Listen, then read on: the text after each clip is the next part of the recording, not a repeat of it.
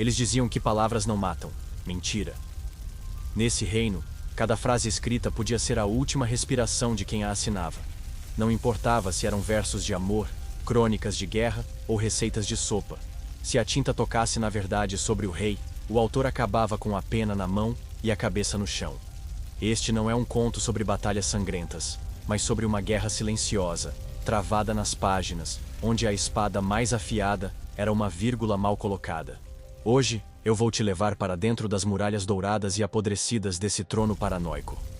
Vou te mostrar como um homem transformou bibliotecas em cemitérios e poetas em fantasmas. Vai ser como assistir a uma série proibida, daquelas que você não deveria contar que viu, mas não consegue parar de assistir. Então, se ajeite.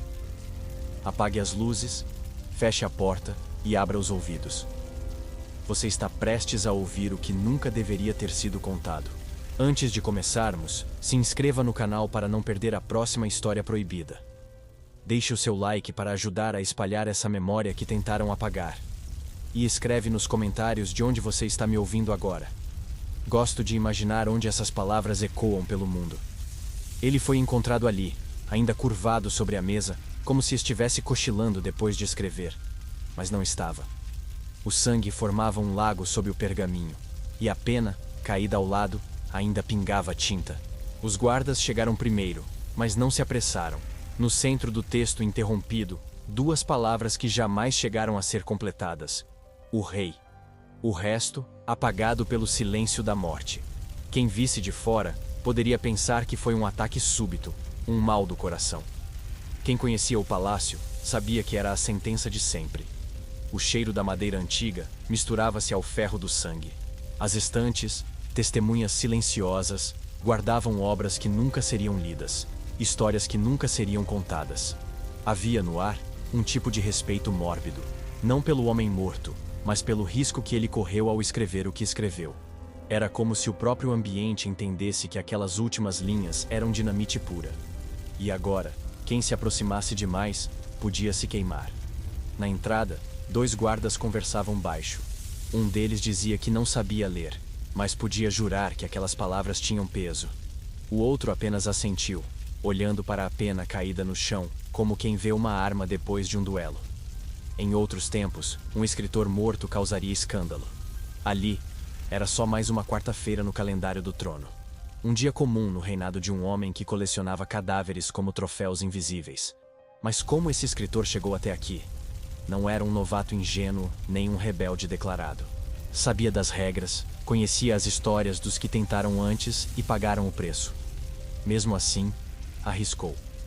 Talvez por orgulho, talvez por acreditar que poderia mascarar a verdade com floreios literários. Talvez, e essa era a hipótese mais provável, por não suportar mais engolir as mentiras que o palácio chamava de história oficial. O fato é que ele não nasceu para ser mártir. Cresceu longe dos salões dourados, num vilarejo onde as notícias chegavam sempre atrasadas e distorcidas. Lá, aprendeu que a verdade tinha mais versões que uma novela ruim. Quando veio para a capital, encantou-se com a ideia de trabalhar como cronista da corte. Era o emprego dos sonhos, estabilidade, prestígio e vinho grátis. Só esqueceu de um detalhe. No reino do rei paranoico, a estabilidade durava até o primeiro deslize. A gota d'água veio numa noite abafada, durante um banquete em homenagem à própria glória real. O cronista, entediado com o exagero das histórias oficiais, anotou em seu caderno algo que não deveria. Que o rei parecia menos majestoso sob a luz das velas e mais parecido com um açougueiro esperando o próximo corte. Ninguém sabia como aquela frase chegou às mãos erradas, mas chegou. E quando o rei leu, soube que estava diante de uma sentença de morte disfarçada de metáfora. Não houve julgamento nem chance de defesa. Apenas um recado entregue por um mensageiro frio como pedra. Sua presença é solicitada na Biblioteca Real esta noite.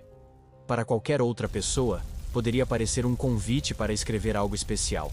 Para ele, foi o anúncio de que sua história estava prestes a ter o último parágrafo escrito por outra mão. Mesmo assim, foi.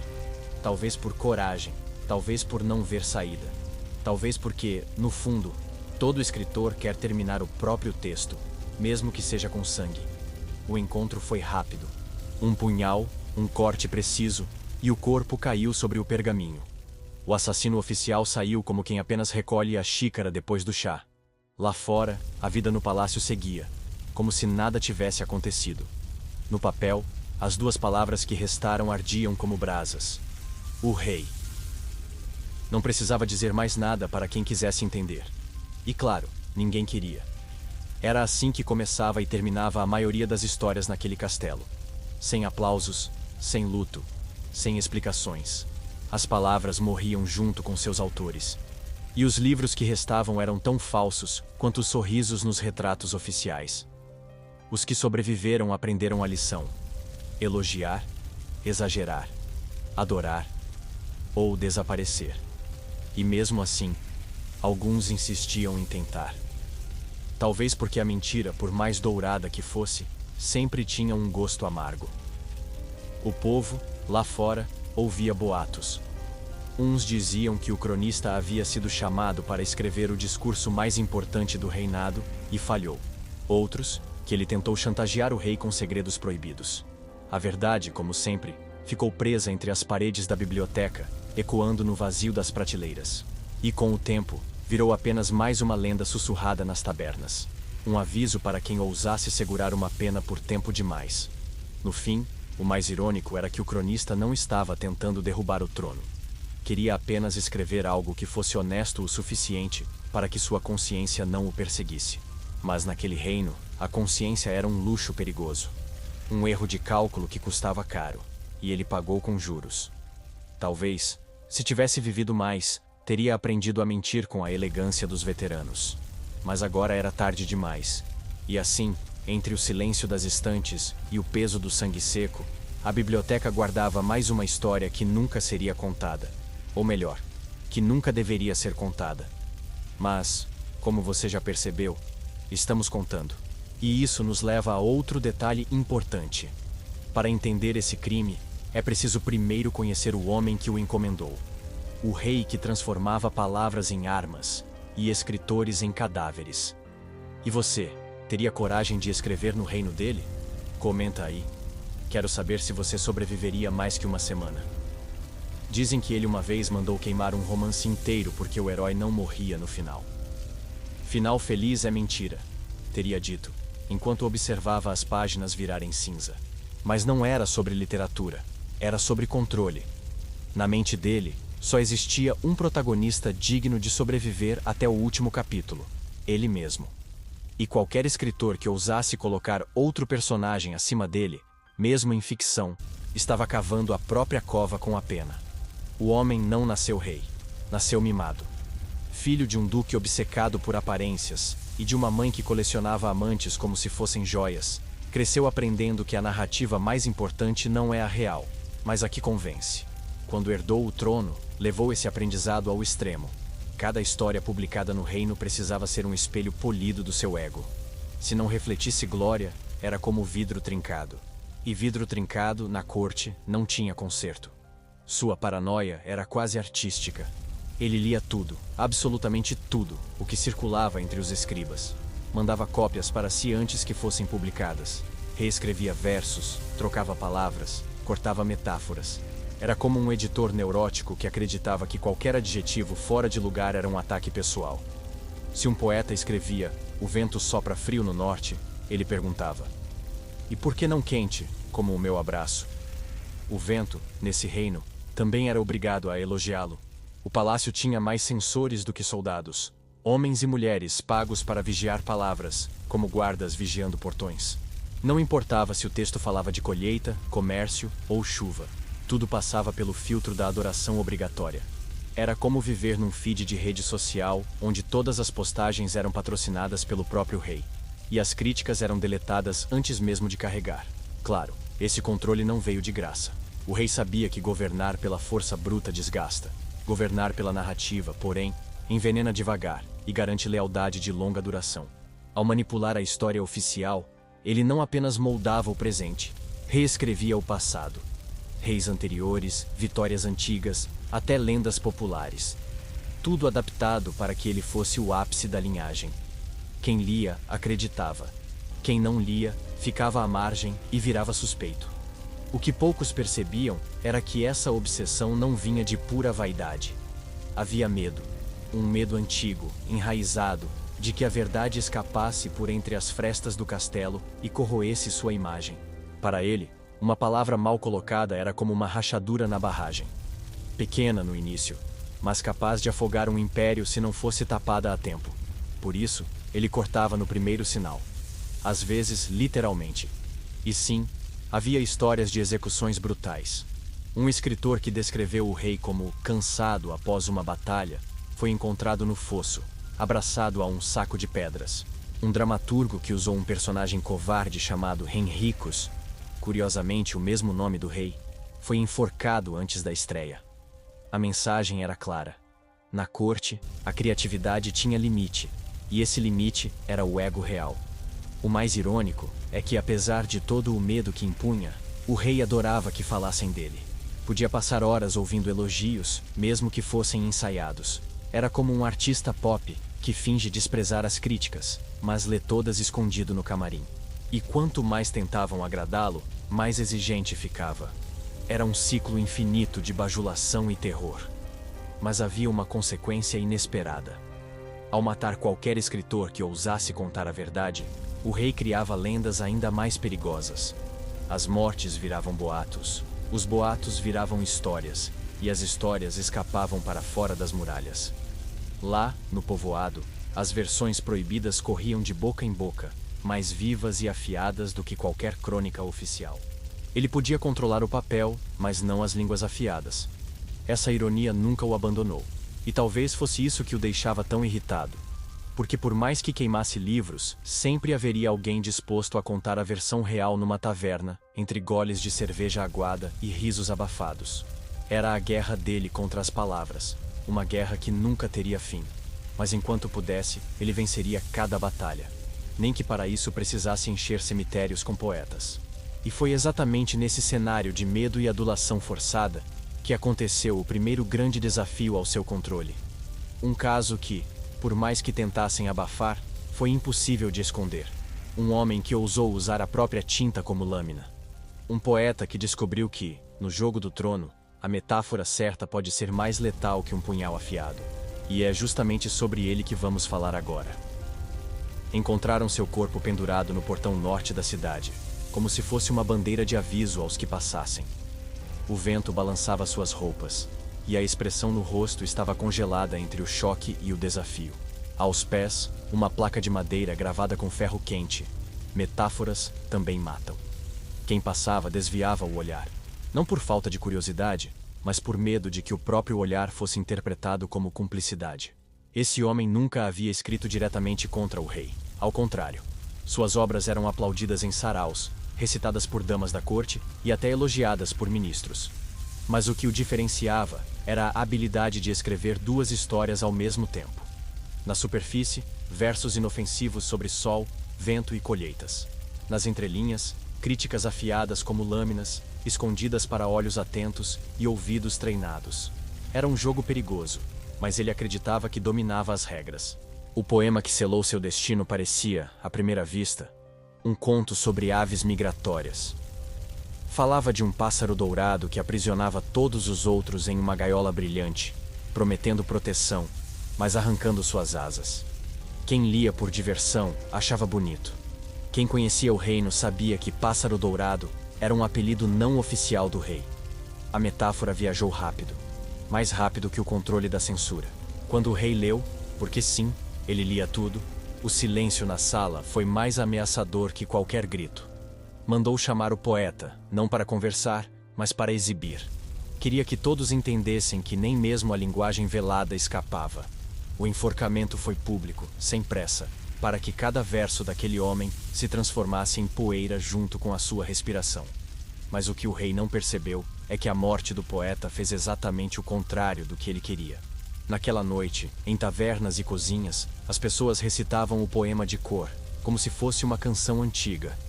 O ato de repeti-lo se tornou um gesto de rebeldia silenciosa.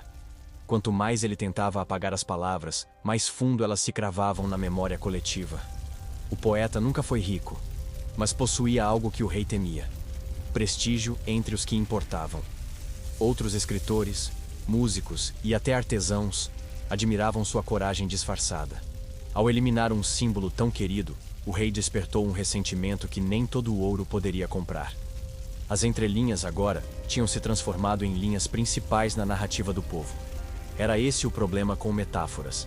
Quanto mais se tenta destruí-las, mais elas se espalham. Diferente de um corpo, uma ideia não precisa de ar para sobreviver.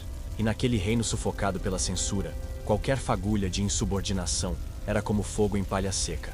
O poema do pássaro dourado virou lenda, e a lenda não respondia a ordens. Mesmo assim, no palácio, o enforcamento foi celebrado como uma vitória. Banquetes, brindes, discursos sobre como a ordem havia sido restaurada. Ninguém ali ousava dizer que a ordem era, na verdade, medo. Que a calmaria das ruas não era paz, mas o silêncio de quem não quer ser o próximo a pendurar no portão norte. Alguns cronistas tentaram reescrever a história, transformando o poeta num traidor, num conspirador a serviço de reinos inimigos. Mas quanto mais tentavam manchar sua imagem, mais brilhava a aura do mártir. Era a maldição dos tiranos. Não entender que matar um contador de histórias só garante que sua história seja contada para sempre. E foi justamente o impacto dessa execução que fez surgir uma nova moda entre escritores, uma moda tão absurda quanto perigosa. Começaram a criar códigos, linguagens escondidas, símbolos secretos dentro dos textos. Era a tentativa desesperada de dizer a verdade sem dizê-la.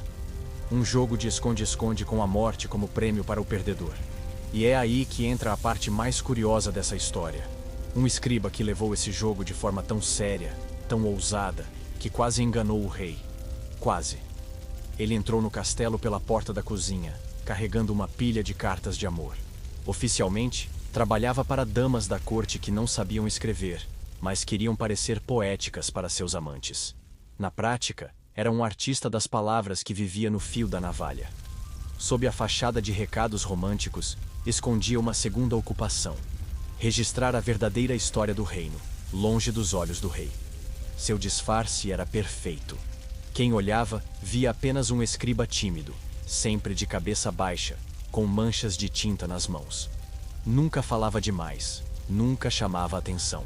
O segredo estava na rotina. Durante o dia, preenchia pergaminhos com frases melosas e exageradas. À noite, anotava em cadernos escondidos os acontecimentos que a versão oficial jamais permitiria. Um arquivo secreto, que crescia página após página, alimentado por sussurros e conversas roubadas. O perigo era constante. Uma vírgula mal colocada nas cartas românticas poderia levantar suspeitas. Por isso, ele tratava essas encomendas como escudos. Quanto mais convincente fosse o papel de escriba das paixões, mais seguro estaria para escrever as verdades que guardava. Era como ser um espião, mas em vez de adagas e códigos, usava penas e metáforas. Certa noite, enquanto entregava um bilhete a uma condessa, ouviu por acaso dois conselheiros discutindo sobre um massacre que o rei mandara apagar dos registros. Essa conversa se tornou o coração do seu caderno secreto. Ele não sabia quando, mas sabia que um dia aquele texto precisava sair do escuro. Era uma bomba literária, e ele já havia acendido o pavio. O problema foi que a vaidade falou mais alto. Um texto tão explosivo parecia impossível de guardar só para si. Aos poucos, ele começou a insinuar passagens nas cartas falsas, escondendo fatos reais em meio às declarações de amor. Uma linha sobre o coração partido como o vilarejo queimado, aqui, outra sobre o calor dos beijos como o fogo na praça, ali. Poucos perceberiam, mas bastava um leitor atento para que tudo desmoronasse. Esse leitor atento apareceu. Não era um censor oficial, mas uma dama invejosa que, desconfiada de uma rival, leu a carta destinada a ela. A princípio, achou que era apenas drama poético demais. Mas algo na descrição lhe pareceu conhecido. Pediu a um primo, soldado da guarda real, que levasse o bilhete ao chefe dos censores. Em menos de uma hora, o escriba tinha um pé dentro da masmorra. Ele foi chamado à sala do trono. O rei o recebeu sorrindo, como se estivesse prestes a ouvir uma serenata. Perguntou sobre as cartas, elogiou a caligrafia, até que o tom mudou. Mandou que lesse, em voz alta, um trecho suspeito. O escriba gaguejou, tentando fingir que era tudo coincidência. Mas quando terminou, o rei não precisou de provas, só de silêncio. o tipo de silêncio que dura para sempre. E assim, numa manhã nublada, o corpo do escriba foi encontrado boiando no fosso, com as mãos amarradas e a boca cheia de pergaminhos encharcados. Ninguém comentou em voz alta, mas todos sabiam. Não era sobre amor, era sobre medo. E o medo ali era mais forte que qualquer romance. O caderno secreto desapareceu. Alguns dizem que foi queimado, outros que ainda está escondido em algum canto das paredes do castelo, esperando que mãos certas o encontrem. A verdade é que depois desse episódio, a corte inteira aprendeu. Não existe mensagem segura, não existe disfarce perfeito. O rei sempre encontra, mas a paranoia dele só aumentava. A cada execução, novas regras surgiam, novas palavras eram proibidas, novas formas de dizer viravam crime. E foi justamente nesse clima sufocante que surgiu o episódio mais estranho de todo o reinado. Um recado misterioso, encontrado no fundo de uma tigela de sopa. E como você vai ver agora, até a sopa era perigosa nesse reino. O rei estava no meio de um jantar comum, quando a colher bateu em algo duro no fundo da tigela. Esperava encontrar um osso mal cozido, mas o que surgiu foi um pedaço de pergaminho enrolado, encharcado de caldo e gordura. Desenrolou ali mesmo, com a ponta dos dedos, enquanto os nobres olhavam em silêncio. No papel, apenas 4 palavras: você não é eterno. O salão gelou. O rei não. Ele sorriu. E isso era péssimo sinal. A cozinha virou campo de batalha. Guardas invadiram, panelas foram viradas, caldeirões chutados. Os cozinheiros foram alinhados contra a parede, ainda com aventais molhados e cheiro de cebola. Um a um, interrogados como criminosos perigosos. Ninguém admitiu nada. Mas, no reino onde até o vento precisava pedir licença para soprar, não existia inocência absoluta. O chefe da cozinha foi o primeiro a cair. Acusado de negligência, foi levado para explicações e nunca mais voltou. O segundo foi um ajudante que tinha fama de ouvir demais e falar pouco. O terceiro, um aprendiz que, por azar, tinha mãos pequenas o suficiente para esconder bilhetes em qualquer lugar. Nenhuma prova real apareceu, mas a ausência de provas para o rei era só mais uma prova. O bilhete em si era uma obra-prima de provocação. 4 palavras capazes de corroer o sono de um homem que vivia para ser lembrado como eterno. Alguns sugeriram que era apenas um poema de inverno, referência ao ciclo das estações. O rei, porém, sabia que não. Aquilo era um ataque direto, um lembrete de que até coroas enferrujam. E se havia algo que ele não tolerava, era ser lembrado de que era humano. Nos dias seguintes, ninguém queria cozinhar para ele. As refeições passaram a ser testadas por provadores, que comiam antes, e esperavam 5 minutos para ver se sobreviveriam. Não era sobre veneno, era sobre medo.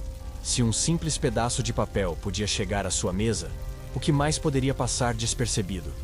O mais estranho foi que, apesar das investigações, a identidade do autor nunca foi descoberta. O palácio inteiro ficou sob suspeita. Desde o bobo da corte até o bibliotecário, todos passaram por interrogatórios intermináveis. Alguns desapareceram no processo, outros foram liberados, mas jamais voltaram a sorrir.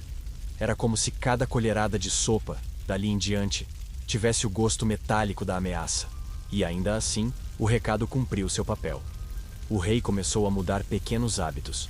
Passou a trancar a porta do quarto por dentro, a manter guardas na biblioteca e até a reduzir aparições públicas. Não por medo de flechas, mas por medo de palavras. Porque palavras eram invisíveis, e invisibilidade era algo que nem o exército conseguia barrar. Os nobres, por sua vez, aproveitaram para criar um jogo perverso. Tentavam inserir pequenas provocações nas conversas, como quem testa a temperatura da água antes de mergulhar. Uma comparação inocente aqui, uma observação sutil ali. Nada que fosse óbvio, mas o suficiente para observar se o rei endurecia o olhar. Era perigoso, mas era a única diversão que restava numa corte sufocada. O bilhete da sopa virou lenda fora das muralhas. Os camponeses contavam a história como se fosse fábula, inventando finais alternativos. Em alguns, o autor escapava disfarçado de monge. Em outros, era a própria rainha. A verdade, porém, continuava trancada no palácio. E talvez fosse melhor assim. Mas a tensão não sumiu. Pelo contrário. Dias depois, durante um banquete ainda mais grandioso, uma nova provocação aconteceu. Desta vez, não foi escondida no fundo de um prato. Foi dita em voz alta, no meio do salão, por um convidado que talvez tivesse bebido demais. Ou talvez estivesse cansado demais de ter medo. E o que aconteceu naquela noite entrou para o lado mais sombrio das crônicas não autorizadas do reino. Foi na terceira rodada de vinho que tudo começou a desmoronar. O salão estava iluminado por centenas de velas. O cheiro de carne assada e especiarias tomava o ar, e músicos tocavam harpas douradas como se estivessem tentando distrair a corte do peso da própria consciência. O rei, vestido com um manto bordado de ouro, sorria satisfeito. Pelo menos até um convidado se levantar, taça na mão, e recitar versos que ninguém ousava repetir em voz alta. O homem era um barão menor, conhecido mais pelo apetite do que pela inteligência. Ou, pelo menos, era isso que todos acreditavam. Com a língua solta pelo álcool, começou a declamar um poema sobre um monarca com pés de barro e um trono sustentado por mentiras empilhadas como ossos. O silêncio caiu sobre o salão como uma cortina pesada. Até as colheres pararam no ar. O rei não se levantou. Não gritou. Apenas olhou para o barão, com um sorriso lento que não chegava aos olhos. Esse sorriso era pior que qualquer ameaça. Quem conhecia sabia. Significava que o destino do homem já estava decidido, e que ele provavelmente não terminaria a semana, ou a noite. Ainda assim, o barão continuou. Talvez por coragem, talvez porque já sabia que não tinha mais volta. As últimas linhas do poema falavam de um banquete de hipocrisia onde os convidados bebem medo e mastigam silêncio. Quando terminou, o eco das palavras parecia mais alto que a música. O rei bateu palmas, 1, 2 vezes, e todos seguiram o gesto, fingindo entusiasmo. O resto do jantar seguiu como se nada tivesse acontecido. Risos forçados, taças tilintando, conversas sobre caçadas e casamentos arranjados. Mas no ar havia aquela tensão quase palpável, como o cheiro antes de uma tempestade. Até o vinho parecia mais espesso, mais difícil de engolir. Na manhã seguinte, o corpo do barão foi encontrado dentro de um barril de vinho, boiando como se estivesse num banho macabro. A versão oficial dizia que ele havia caído bêbado e se afogado. Ninguém acreditou, mas também ninguém disse nada. O recado estava claro. Mesmo a bebida do rei podia ser sua cova. A morte rápida e silenciosa do barão serviu para reforçar a paranoia geral. Escritores começaram a evitar qualquer metáfora sobre barro, tronos ou banquetes. Até os músicos mudaram o repertório, excluindo canções que pudessem ser interpretadas como críticas disfarçadas.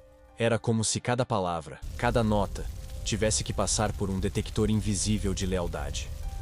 O rei, por sua vez, parecia ainda mais satisfeito. Para ele, não havia prazer maior do que transformar um momento de desafio público em uma demonstração de poder. E nada era mais eficiente do que fazer o inimigo parecer tolo antes de matá-lo. Era o espetáculo que alimentava sua fama de invencível. Mas algo começou a se infiltrar nas conversas da corte depois desse episódio. Sussurros sobre um certo livro misterioso, onde todos os crimes do rei estariam registrados, com datas, nomes e testemunhas. Um livro que, segundo os boatos, circulava de mão em mão como um fantasma que ninguém conseguia pegar.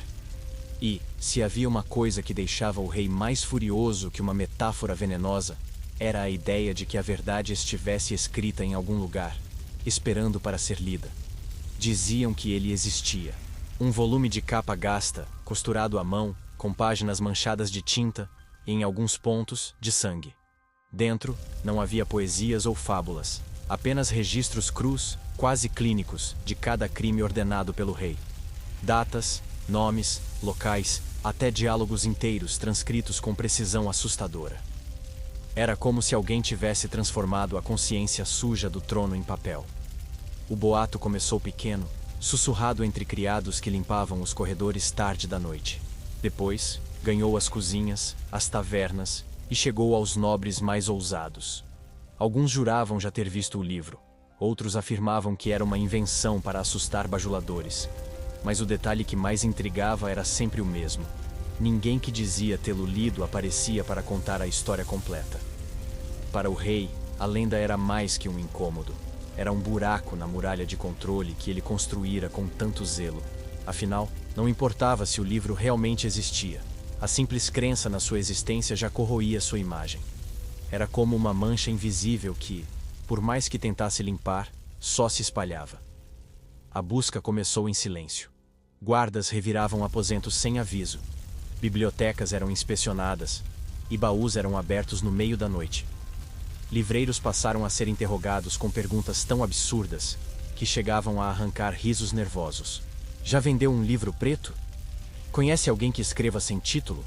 O medo, mais uma vez, fazia o trabalho de espada. Alguns acreditavam que o livro fora escrito por um antigo cronista da corte, um homem respeitado que desaparecera de repente. Outros diziam que era obra de vários autores, cada um registrando o que via e depois passando adiante. Havia até quem jurasse que o livro estava vivo, que mudava de mão sozinho, como se tivesse vontade própria. Cada nova execução atribuída à busca pelo livro só reforçava a lenda. Quanto mais o rei procurava, mais certeza o povo tinha de que ele existia. Era um paradoxo que enfurecia o monarca. Ele precisava encontrar e destruir o objeto antes que sua própria paranoia o destruísse. E, no entanto, havia quem soubesse que essa busca nunca teria fim. Porque, no fundo, o livro não precisava ser real para cumprir seu papel. Bastava que as pessoas acreditassem que a verdade estava guardada em algum lugar. E essa ideia, ninguém podia enforcar. Para os escritores que restavam, a lenda do livro preto era inspiração e ameaça ao mesmo tempo. Alguns queriam contribuir, outros temiam ser confundidos com o autor misterioso. A fronteira entre coragem e suicídio, ali, era tênue como a borda de uma página. Até que um dia, surgiu alguém que parecia feito sob medida para se infiltrar no coração desse mito. Um homem que ganhou a confiança do rei, foi colocado como cronista oficial e tinha acesso a todos os segredos. O monarca acreditava tê-lo ao seu lado, mas, secretamente, ele escrevia duas histórias ao mesmo tempo. E, como sempre acontece em reinos podres, um pequeno erro seria suficiente para transformar um aliado em alvo. Ele chegou à corte com um sorriso modesto e uma pena afiada. Apresentou-se como estudioso das grandes crônicas do passado, disposto a registrar para a posteridade cada gesto do monarca. O rei, vaidoso e sedento por eternidade, abriu-lhe as portas. Afinal, nada era mais atraente para um ego frágil do que um historiador disposto a transformá-lo em lenda viva. O que o rei não sabia era que o novo cronista já servira a outro senhor, e que continuava servindo. Oficialmente, sua missão era escrever a história oficial, decorada com vitórias retocadas e discursos que nunca haviam sido pronunciados. Extraoficialmente, mantinha um segundo manuscrito, escondido entre livros de capa idêntica. Nesse, a tinta era ácida. Datas exatas de massacres, nomes de traidores recompensados, alianças compradas a sangue e ouro. Um diário de crimes disfarçado de obra literária. O infiltrado sabia jogar. Durante o dia, elogiava o brilho dos olhos do rei, comparava suas decisões a milagres e anotava cada detalhe de suas roupas como se fossem relíquias. À noite, na solidão do quarto, descrevia as olheiras profundas do monarca, a insegurança disfarçada por fúria e os deslizes que custavam vidas. Era um teatro perfeito, em que o ator principal não sabia que estava sendo ridicularizado nos bastidores. Ele não era um herói. Seu objetivo não era justiça pura, era vingança. O reino do rei havia arruinado a vida de seu pai, acusado injustamente de conspiração e morto sem julgamento. Para o infiltrado, o livro secreto era mais que uma crônica, era a corda que um dia apertaria o pescoço do tirano. Mas vingança exige paciência, e paciência exige disfarce. Durante meses, alimentou a confiança do rei. Ganhou acesso a reuniões privadas, participou de jantares restritos e ouviu confissões que jamais deveriam ter sido registradas. Era como beber veneno aos poucos, esperando o momento certo para cuspir. Ele sabia que, se desse um passo em falso, não haveria tempo para arrependimento. E o passo em falso veio num detalhe ridículo. Ao revisar um dos textos oficiais, o rei notou uma palavra escrita com a grafia antiga, a mesma que aparecia repetidamente nos boatos sobre o livro preto. Só alguém com conhecimento profundo das crônicas proibidas usaria aquilo. A suspeita foi instantânea. O cronista tentou disfarçar, dizendo que era hábito herdado de um mestre. Mas o rei, paranoico como sempre, Não acreditava em coincidências. Ordenou que o homem fosse vigiado dia e noite. Os guardas, disfarçados de serviçais, passaram a seguir cada passo dele, esperando encontrar algo que justificasse uma execução. E encontraram. Uma noite, um criado notou que o infiltrado passava muito tempo com um livro de capa simples, sempre trancado à chave. Quando arrombaram o baú, não encontraram o temido livro preto, mas encontraram páginas soltas, com descrições tão explícitas de crimes reais que nem os censores conseguiram reescrever sem perder o sentido. O rei não quis julgamento. Chamou o homem à sua presença e, olhando-o nos olhos, disse apenas: "Você escreve bem demais para viver tanto tempo." Na manhã seguinte, o corpo do cronista apareceu preso ao portão leste, com a pena que usava espetada entre os dedos. Um aviso para que todos entendessem que naquele reino, talento podia ser sentença de morte. Mas a execução teve um efeito colateral inesperado. Alguns juravam que as páginas encontradas não eram o verdadeiro manuscrito, que o livro real continuava escondido, aguardando o momento certo para reaparecer. E essa suspeita manteve viva a chama da lenda. O rei, porém, não tinha tempo para se perder em fantasmas. Seu próximo movimento seria ainda mais radical. Se as palavras escritas eram tão perigosas, talvez fosse hora de começar a matar. Palavras. A primeira execução não foi de um homem, mas de um substantivo. Traição foi a palavra escolhida para inaugurar a nova lei. Qualquer termo que pudesse manchar a imagem do rei seria banido do reino. Não importava o contexto, fosse numa peça de teatro, num contrato comercial ou numa conversa de taverna, pronunciá-la era crime. O dia em que traição morreu foi marcado por um pregão na praça, como se fosse uma sentença pública contra um criminoso. O rei descobrira que não precisava matar apenas escritores para controlar a narrativa. Bastava matar o vocabulário. Palavras eram as munições da rebeldia, e se ele as retirasse de circulação, as histórias perigosas se transformariam em enigmas sem solução. Sem mentira, como acusar? Sem medo, como denunciar? Era um golpe de mestre contra a língua. O palácio criou um departamento inteiro para caçar termos suspeitos. Gramáticos e censores trabalhavam lado a lado, produzindo listas diárias do que estava morto e do que ainda podia ser dito. Era como um jogo macabro de tabuleiro, onde cada rodada apagava um pedaço da comunicação. Até palavras comuns, como sombra ou chuva, foram eliminadas quando algum paranoico sugeriu que poderiam ser metáforas contra o trono. Os escritores que ainda se arriscavam precisavam reinventar o idioma. Criavam palavras novas, deformavam as antigas, escreviam como se estivessem codificando mensagens para espiões. Era poesia mutilada, prosa manca, teatro mudo. O público lia, mas não entendia tudo, e essa era a única forma de sobrevivência. As execuções literárias eram teatrais. Na praça central, queimavam pergaminhos com as palavras proibidas escritas em letras enormes, enquanto o arauto gritava que elas estavam morrendo para sempre. O povo assistia em silêncio, alguns por medo, outros tentando memorizar cada termo antes que desaparecesse. E assim, o vocabulário se tornava clandestino, como contrabando. Mas havia resistência. Nas feiras e mercados, comerciantes vendiam frutas, tecidos e palavras. Pequenos bilhetes com termos proibidos eram passados discretamente junto com o troco. Quem comprava maçã, recebia, dobrada no saco, a palavra liberdade. Quem levava pão, encontrava escondido coragem. Era um mercado negro linguístico, tão perigoso quanto lucrativo. O rei fingia que não sabia. Sabia, mas preferia que a caça aos termos continuasse como espetáculo público, para manter a sensação de controle. Enquanto isso, seu maior medo crescia. E se alguém conseguisse escrever uma história inteira sem usar nenhuma palavra banida? E mesmo assim, todos entendessem a crítica? E foi exatamente isso que aconteceu. Um dramaturgo, aproveitando as brechas, escreveu uma peça aparentemente sobre pescadores e tempestades.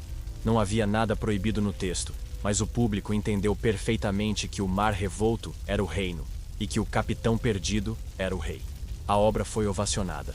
E dias depois, o autor foi encontrado afogado num poço seco. A morte dele não apagou o impacto da peça. Pelo contrário, aumentou a criatividade dos sobreviventes. Passaram a explorar gestos, símbolos, silêncios, tudo o que escapava das garras da censura escrita. A comunicação virou arte de guerrilha, e o rei sentia que, mesmo matando palavras, as ideias continuavam escapando. Foi nesse cenário sufocante que surgiria a figura mais improvável de toda essa história. Uma mulher que não escrevia, mas falava. Falava nas feiras, nas praças, nas esquinas. E quando falava, até o vento parecia parar para ouvir. E para a fúria do rei, ela não precisava de uma única palavra proibida para dizer a verdade inteira. Ela surgiu na praça como quem não tinha nada a perder. Vestia preto dos pés à cabeça, não pela moda, mas pelo luto que carregava há mais tempo do que o reino permitia. Seu marido havia sido enforcado por um soneto. Oficialmente, subversivo. Na prática, verdadeiro demais.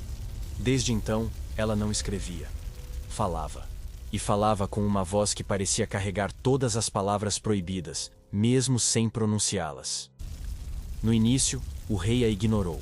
Afinal, ela não estava publicando nada, e sem registro escrito, não havia como condená-la por crime literário. Mas a mulher entendeu cedo que não precisava de papel para plantar ideias. Ficava nas feiras, encostada num caixote, contando histórias sobre pássaros que cantam mesmo sem asas e sementes que crescem em terra envenenada. Quem ouvia sabia decifrar. Quem não ouvia, acabava ouvindo de alguém. A cada semana, o público crescia. Comerciantes paravam de vender para escutá-la. Crianças ficavam com as compras pela metade. Guardas passavam e fingiam não prestar atenção, mas sempre paravam perto o suficiente para ouvir. E o que mais irritava o trono? Ela nunca dizia o nome do rei. Nunca. Nem precisava. Um dia, um capitão da guarda, cansado dessa encenação, decidiu prendê-la. Levou-a para a cela mais fria do castelo. No interrogatório, perguntou por que insistia em falar. A resposta dela foi simples: porque as pessoas esquecem mais rápido quando ninguém lembra em voz alta. Foi libertada no dia seguinte, não por misericórdia, mas porque mantê-la presa transformaria cada sussurro em protesto. E assim ela voltou para a praça, ainda mais firme. Não cobrava nada, não vendia nada, não pedia nada. Apenas olhava para cada rosto com a calma de quem já perdeu tudo, e por isso mesmo, não teme mais nada. Esse olhar para o rei era mais perigoso do que qualquer verso escondido. A corte começou a inventar boatos para manchar sua reputação. Diziam que tinha amantes secretos, que vendia veneno, que estava a serviço de reinos rivais. Nenhuma dessas histórias colava. Pelo contrário, quanto mais tentavam derrubá-la, mais sólida ficava sua imagem. Virou símbolo, bandeira, lenda viva. E como toda lenda viva, ela passou a inspirar imitadores. Outras viúvas, mães, irmãs de escritores executados começaram a contar histórias em cantos de rua, em rodas noturnas, em quintais. O rei, sem perceber, havia criado um coral de resistência oral que escapava de todas as leis. O golpe final veio quando um grupo de jovens, inspirados por ela, começou a decorar e recitar de memória textos proibidos. Sem papel, não havia prova. Sem prova, não havia crime. Só ameaça. O que antes estava trancado em bibliotecas, agora ecoava em becos, tabernas e mercados, como se as paredes do castelo não existissem. A viúva nunca foi pega novamente. Alguns dizem que o rei mandou matá-la em segredo. Outros juram que ela apenas sumiu um dia, deixando para trás o eco da própria voz. O que é certo é que, depois dela, a palavra falada se tornou arma tão letal quanto a escrita. E foi nesse clima inflamado que um estrangeiro, completamente alheio às regras locais, resolveu chegar e fazer o que ninguém fazia há anos: escrever um conto sobre o próprio rei e vendê-lo nas ruas. Ele chegou ao reino como quem entra numa taverna desconhecida, confiante, curioso e sem noção do perigo. Vinha de terras distantes, onde reis eram criticados nos teatros e caricaturados nos mercados. Não sabia, ou não acreditava, que aqui uma piada podia valer uma sentença de morte. Trouxe consigo um manuscrito fresco, um conto sobre um tirano inseguro que colecionava espelhos para se admirar, mas que no fundo temia o próprio reflexo. Nas primeiras leituras públicas, o povo gargalhava. Os paralelos eram óbvios para quem vivia sob o atual monarca, mas para o estrangeiro era apenas uma história universal sobre vaidade e poder. As metáforas atravessaram o reino como fogo em palha seca. E logo o texto estava sendo recitado nas feiras, nos becos e até nos corredores menos vigiados do castelo. O rei ouviu falar da história e, num primeiro momento, achou graça. Acreditava que era apenas uma fábula importada, sem relação com ele. Até que alguém, talvez um conselheiro bajulador, talvez um inimigo disfarçado, lhe apontou que o tirano do conto também tinha o hábito de usar um anel específico, idêntico ao que ele próprio usava. Daí em diante, o humor desapareceu. O conto passou a ser visto como um ataque direto, um insulto disfarçado. Guardas foram enviados às ruas para confiscar qualquer cópia e prender quem ousasse recitá-lo. Mas, como sempre, a tentativa de apagar só fez aumentar a curiosidade. A proibição transformou o texto em item de luxo para rebeldes. O estrangeiro foi chamado à corte. Recebido com cordialidade fingida, ouviu o rei elogiá-lo pelo talento e convidá-lo a ler o conto diante de todos. A sala estava lotada, o ar pesado, e o escritor percebeu tarde demais que estava diante de um julgamento camuflado. Leu até a última frase, e o silêncio que se seguiu foi tão afiado quanto uma lâmina. Na mesma noite, ele foi expulso do reino. Oficialmente, por incompatibilidade cultural. Extraoficialmente, teve sorte. Qualquer súdito que fizesse o mesmo estaria morto. Talvez o rei acreditasse que matar um estrangeiro seria dar mais peso à história. Talvez apenas quisesse que ele voltasse para casa contando que aqui não se brinca com metáforas. Mas a saída dele não apagou o rastro deixado. O conto continuou circulando, copiado à mão por jovens ousados que decoravam as passagens mais afiadas. Quem lia, ria. Quem ria, corria risco. E assim, a figura do tirano inseguro se espalhou como uma sombra sobre o trono. O incidente aumentou ainda mais a obsessão do rei pelo controle da narrativa. Não bastava mais punir escritores e banir palavras. Agora ele queria controlar até o silêncio. Surgiu então uma ideia absurda, mas que no seu reino parecia perfeitamente plausível. Criar festas onde ninguém pudesse falar. Festas onde a ausência de palavras seria celebrada como virtude, e onde até o silêncio carregaria medo. O convite chegou em pergaminho branco, sem letras douradas, sem brasões exagerados. Apenas uma instrução. Presença obrigatória. Nenhuma palavra será dita. A corte inteira ficou intrigada. Banquetes reais costumavam ser sobre ostentação, discursos intermináveis e bajulação sonora. Mas dessa vez, o rei queria silêncio absoluto, como se a ausência de vozes fosse o prato principal. Na noite marcada, o salão estava impecável. Lustres acesos, mesas abarrotadas de frutas, carnes e vinhos. Guardas de uniforme novo vigiavam cada canto. E ao lado deles, homens armados não com espadas, mas com pergaminhos e penas, anotadores, prontos para registrar qualquer som que ousasse romper a ordem. Um passo em falso e a festa poderia virar julgamento. O rei entrou vestindo um manto negro, sem coroas reluzentes, apenas um broche em forma de fechadura. Sentou-se sem falar e ergueu a taça. O gesto foi imitado por todos. Só o som dos talheres e das respirações preenchia o ar. Era um silêncio pesado, quase material, como se fosse possível cortá-lo e servi-lo num prato. Ao longo da noite, alguns convidados tentaram se comunicar com olhares, gestos sutis ou sorrisos tímidos. Mas os guardas percebiam tudo. Uma troca de piscadas entre dois nobres resultou na retirada imediata de ambos da mesa. Ninguém os viu voltar. E o recado estava dado. Até o silêncio tinha regras. O objetivo do rei era simples: provar que podia controlar não só as palavras, mas também o espaço onde elas poderiam nascer. Era como plantar um jardim e arrancar as sementes antes de germinarem. Para ele, silêncio não era ausência de som, era a vitória suprema sobre o pensamento. Mas havia um problema. O silêncio também é fértil. Na ausência de ruído, cada gesto se torna mais eloquente, cada respiração mais significativa. E naquela noite, os convidados perceberam que, mesmo calados, ainda conseguiam dizer muito. Um olhar prolongado podia ser um manifesto. Um copo erguido no momento certo podia ser um brinde à rebeldia. Foi aí que o rei cometeu o erro de prolongar o banquete além do necessário. Quanto mais tempo passava, mais a tensão se transformava em cumplicidade silenciosa entre os presentes.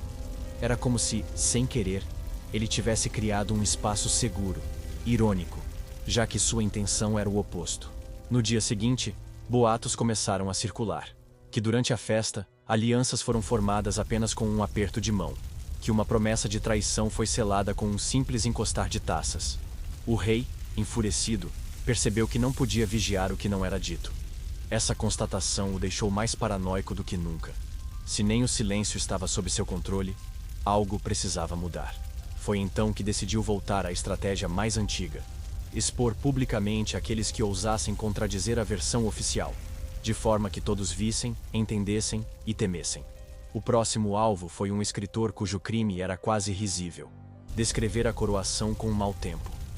A praça estava lotada. Camponeses, nobres e curiosos se espremiam para ver o espetáculo anunciado pelo arauto. O julgamento do traidor das palavras.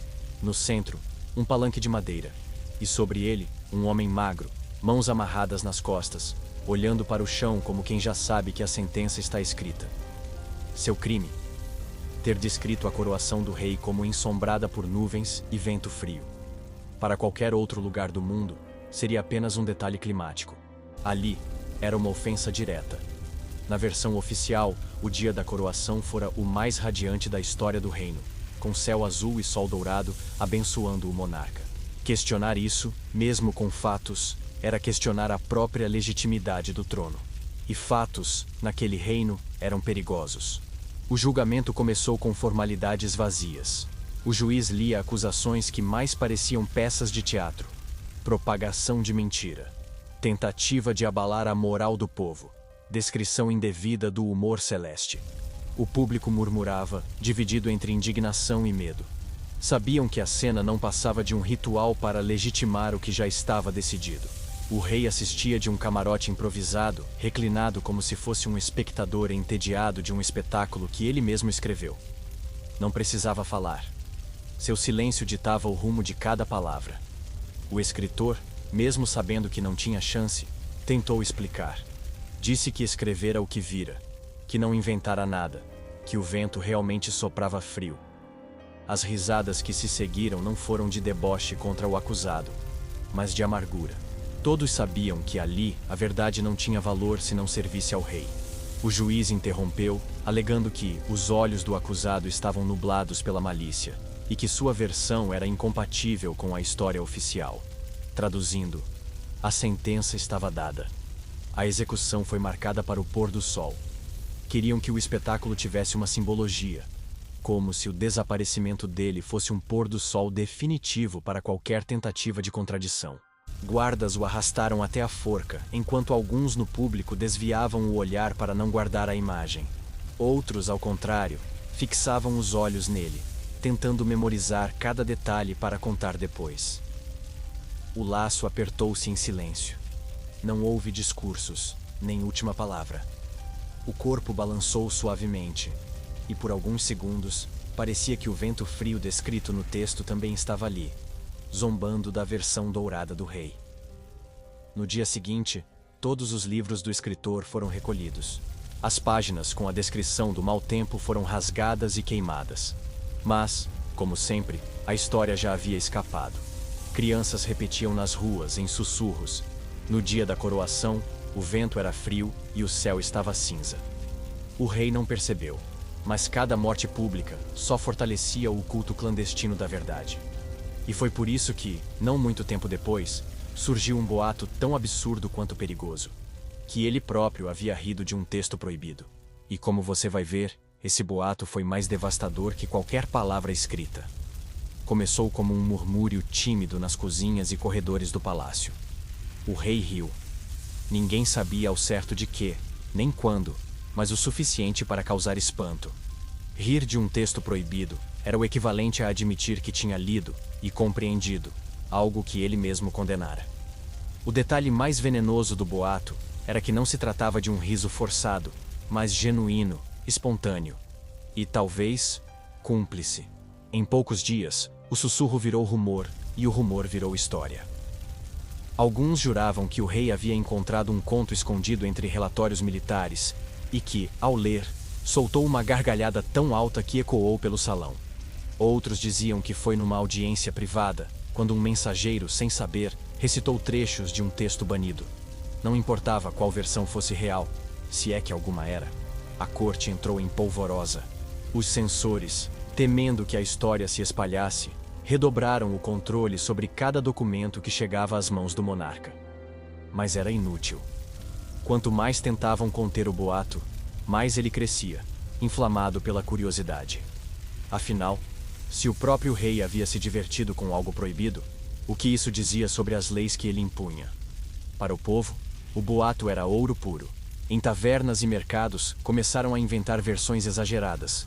Que o rei ria até chorar, que pediu para ouvir o texto 2 vezes, que chegou a elogiar o autor antes de lembrar que deveria mandar executá-lo. Era uma inversão deliciosa do papel de carrasco que ele tanto cultivava.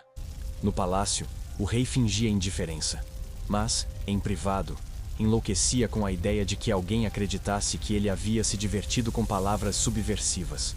Não era apenas uma questão de orgulho, era a ameaça de parecer incoerente. E incoerência, num reinado baseado em medo absoluto, era brecha para a rebelião. A resposta foi imediata. Uma série de execuções relâmpago, todas justificadas com acusações vagas de espalhar falsidades sobre a conduta real. Nenhum dos condenados tinha confessado inventar o boato, mas isso pouco importava. O objetivo não era encontrar a origem, e sim cortar todas as línguas que ousassem repeti-lo. Só que havia um problema. O boato não precisava mais ser dito para existir. Agora ele vivia no subtexto de cada conversa, no sorriso contido de cada súdito, no olhar que durava meio segundo a mais do que o permitido. Era como uma música proibida que todos conheciam de cor, mas que ninguém precisava cantar. O rei percebeu, então, que a batalha contra as palavras estava perdida. Podia matar escritores, banir termos, queimar livros, mas não podia controlar o que acontecia na mente das pessoas. E essa constatação o deixava mais vulnerável do que qualquer punhal apontado para seu peito. Foi nesse estado de paranoia que cometeu o erro fatal: confiar demais em um homem de sua própria confiança. Um escriba veterano que passara décadas louvando seu nome, mas que num deslize registraria um fato que derrubaria tudo. E essa é a história da queda da coroa. Ironicamente, o começo do fim não veio de um rebelde, mas do escriba mais leal do palácio. Um homem que passara a vida inteira polindo as memórias do rei, transformando derrotas em vitórias e covardias em gestos de sabedoria. Era visto como um mestre da narrativa, alguém incapaz de escrever uma linha que não fosse um hino ao trono. Até que, numa tarde abafada, cometeu o que parecia um erro de rotina. Ao registrar um relatório militar, incluiu um trecho detalhando a deserção de um general famoso, um aliado de décadas. A informação era verdadeira, mas jamais deveria aparecer em papel. Era como escrever que a coroa tinha um trincado visível. O mais estranho? O escriba não tentou corrigir, nem apagou o registro. Simplesmente deixou a frase lá, como se fosse um descuido inocente. Quando o documento caiu nas mãos erradas, foi como acender pólvora. Os inimigos do rei finalmente tinham uma prova escrita, oficial, assinada por seu próprio cronista, de que o trono não era invencível. A notícia correu mais rápido que qualquer ordem de censura, espalhando-se entre nobres descontentes e generais ambiciosos. O rei, desesperado, convocou o escriba para interrogatório. Esperava encontrar um homem trêmulo, pronto para pedir perdão. Mas, em vez disso, ouviu uma confissão calma. Passei anos escrevendo mentiras para manter seu nome limpo. Hoje, decidi escrever uma verdade para vê-lo cair sujo. Não houve gritos. Só silêncio. A execução foi imediata. O escriba foi levado à praça e decapitado diante de uma multidão que, dessa vez, não desviou os olhos. Muitos sabiam que estavam presenciando mais que uma morte. Estavam vendo o último prego no caixão da reputação real. Os dias seguintes foram um colapso lento. Mensageiros traziam notícias de cidades que se recusavam a seguir ordens. Soldados desertando, aliados exigindo explicações. A coroa, que antes brilhava como ouro sólido, agora parecia de vidro rachado. Cada rumor, cada piada sussurrada, aumentava a pressão sobre as fissuras. O golpe final veio de dentro. Um grupo de conselheiros, antes bajuladores fiéis, fechou as portas do salão do trono e anunciou que o reinado havia terminado. Não houve batalha épica, nem sangue derramado em guerra, apenas a corrosão silenciosa da confiança, até que não restasse nada para sustentar o poder. O rei foi exilado para uma fortaleza remota, levando apenas roupas simples e um baú vazio. O homem que passara a vida matando palavras agora não tinha ninguém para ouvir as suas. Lá, isolado, começou a escrever memórias. Não para o povo, não para dar história, para si mesmo. E, ironicamente, foram suas palavras mais sinceras. Páginas que ninguém leria, mas que talvez fossem a única parte honesta de toda a sua vida. E assim, o trono foi ocupado por outro soberano, que prometeu liberdade aos escritores. Até perceber que as críticas vinham rápido demais. Em poucos meses, já ameaçava censuras próprias. Era o ciclo recomeçando, como se o reino estivesse condenado a viver entre silêncio e mentira. Mas a história do rei que matava escritores continuaria a ecoar, não nos livros, mas na boca dos que sobreviveram.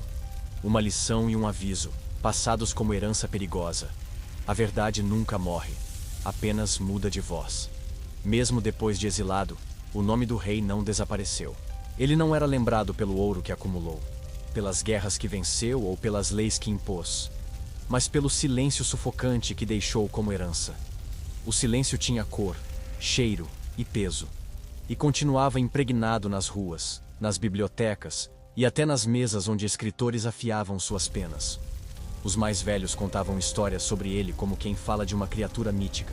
Não havia consenso.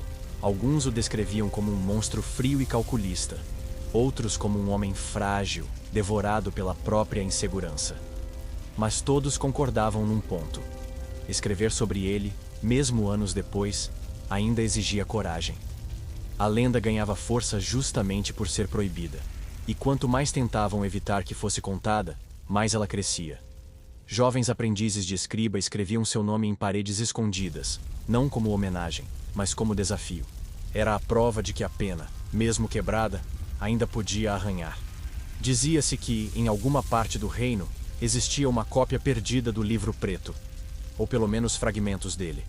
Os que afirmavam ter visto juravam que continha não apenas crimes e mentiras, mas também trechos que revelavam a solidão patética do rei.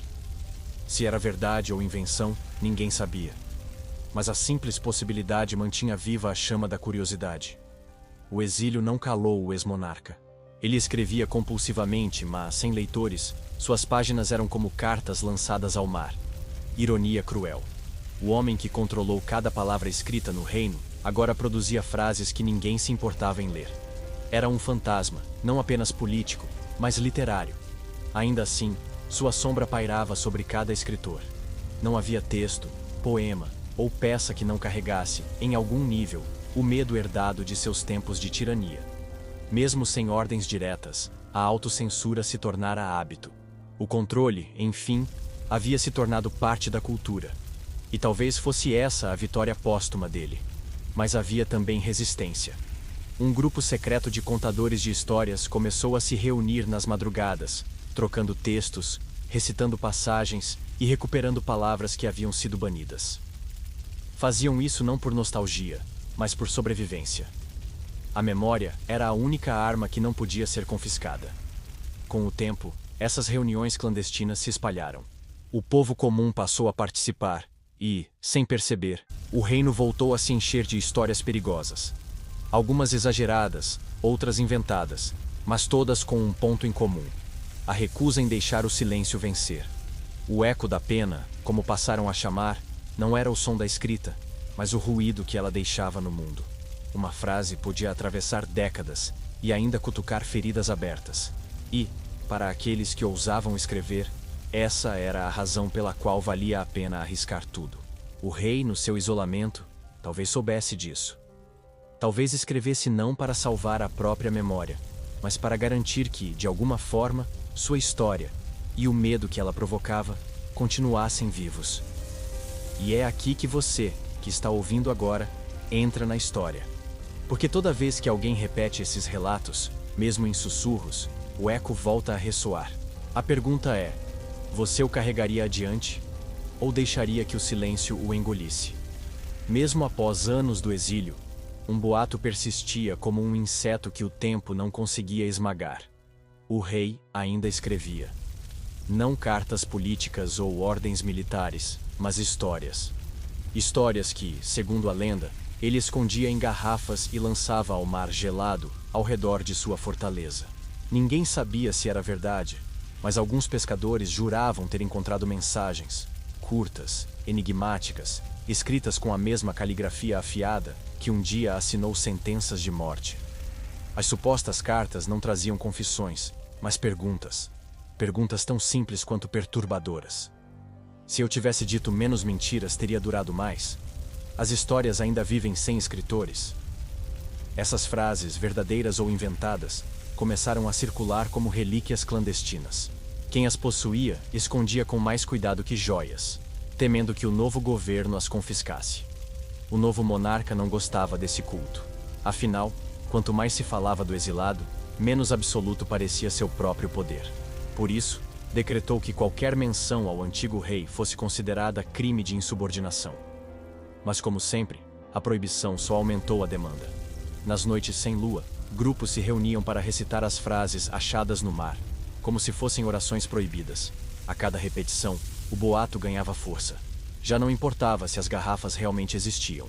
A ideia de que o velho rei ainda tentava se comunicar mantinha a chama acesa e dava àqueles encontros secretos um ar de missão. Era como se guardar as palavras dele fosse, paradoxalmente, um ato contra o silêncio que ele mesmo impôs. Alguns historiadores afirmavam que isso era apenas a mente coletiva criando mitos para preencher o vazio. Outros acreditavam que era real e que, em algum lugar, havia um pescador com a garrafa mais perigosa da história. O certo é que ninguém conseguia ignorar o fascínio de imaginar o tirano, sozinho, lançando suas últimas histórias ao vento e à maré. E enquanto esses boatos corriam, algo inesperado começou a acontecer. Jovens que nunca viveram sob o reinado do matador de escritores começaram a usá-lo como personagem em novas peças e canções. Só que agora ele aparecia não como vilão absoluto, mas como figura trágica, quase digna de pena. Essa reinterpretação incomodava tanto os velhos sobreviventes quanto os novos governantes. Afinal, se até o medo mais implacável pode virar peça de teatro, o que impede que toda tirania se torne piada com o tempo? Talvez fosse essa a última ironia: ser transformado de algo que assombra em algo que diverte. Mas nem todos estavam dispostos a rir. Para alguns, essas histórias eram apenas o primeiro passo para reescrever o passado. E reescrever o passado, como todos naquele reino sabiam, era o caminho mais rápido para repeti-lo. Foi então que surgiu um desafio: contar a verdadeira história, sem máscaras, antes que ela fosse deformada para sempre. E quem aceitou essa missão foi alguém que ninguém esperava. Era um homem velho, curvado, com mãos que tremiam mais pelo peso das memórias do que pela idade. Ninguém sabia seu nome verdadeiro. Chamavam-no apenas de o Último Escriba, pois fora aprendiz de vários dos escritores que o rei mandou calar. Sobreviveu não por covardia, mas por astúcia. Nunca escreveu nada com tinta, apenas com a memória. Quando percebeu que as novas gerações estavam transformando o terror em comédia, decidiu falar. Escolheu a mesma praça onde, décadas antes, vira amigos enforcados. Subiu num caixote e começou a contar tudo, sem floreios, sem metáforas. Nomes, datas, lugares, detalhes. Sua voz era fraca, mas cada palavra caía como pedra no silêncio que se formou. A multidão aumentou a cada minuto. Jovens que nunca ouviram os horrores reais ficaram paralisados. Velhos que viveram os dias sombrios se entreolhavam, alguns chorando, outros sorrindo com um misto de alívio e tristeza. Era como se o reino inteiro tivesse segurado a respiração por anos e finalmente pudesse soltar o ar. O novo monarca foi informado da reunião e, contra todas as expectativas, não enviou guardas para interromper. Talvez acreditasse que o velho morreria em poucos dias e que suas palavras se perderiam no vento. Talvez quisesse mostrar que seu governo era diferente. Seja como for, deixou a história correr. O escriba falou por horas. Quando terminou, olhou para o público e disse: "Agora a história é de vocês. Guardem-na. Repeti-la é a única forma de não vivê-la de novo." Desceu do caixote e desapareceu nas ruas estreitas, como se tivesse cumprido um pacto silencioso. Alguns dizem que morreu naquela noite. Outros juram que ainda vive, andando de vila em vila, recontando a mesma narrativa, moldando-a conforme os rostos à sua frente. Ninguém sabe ao certo. Mas uma coisa é indiscutível. Depois daquele dia, a lenda do rei mudou para sempre. E talvez seja por isso que, mesmo agora, você ainda está aqui, ouvindo esta história. Porque, no fundo, não é sobre um rei. É sobre todos aqueles que acreditaram que podiam calar a verdade. E você, guardaria essa história ou mudaria o final? Comenta aí. Quero saber como você contaria essa mesma lenda. Dizem que reis constroem monumentos para serem lembrados. Este construiu túmulos para as palavras. Achou que, ao matar escritores, estaria matando também as histórias. Mas não entendeu que a verdade é como água. Escapa por qualquer fresta, infiltra-se nas rachaduras e um dia derruba até as paredes mais espessas. O trono que um dia brilhou como ouro acabou esquecido, e o nome que inspirava medo virou piada contada à meia luz em tavernas e mercados. E, ironicamente, foi o medo que o manteve vivo nas lembranças.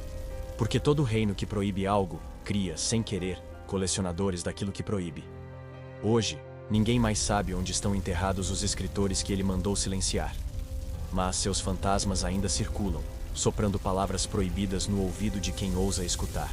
E cada frase repetida é um tapa na cara do silêncio. Se existe mesmo um livro preto, talvez esteja agora nas mãos de alguém comum, guardado entre receitas de família e cartas de amor. Talvez esteja perdido para sempre. Ou talvez nem exista. E seja justamente essa dúvida que o mantém perigoso. No fim, o rei não venceu. Porque a pena, mesmo quebrada, ainda deixa rastro. E a história, mesmo distorcida, sempre encontra alguém disposto a reescrevê-la. E assim, enquanto houver quem conte, enquanto houver quem ouça, o eco continua. Se essa história ecoou em você, deixa o like para que ela continue viva e chegue a mais ouvidos. Se inscreve no canal para não perder as próximas histórias que não deveriam ser contadas.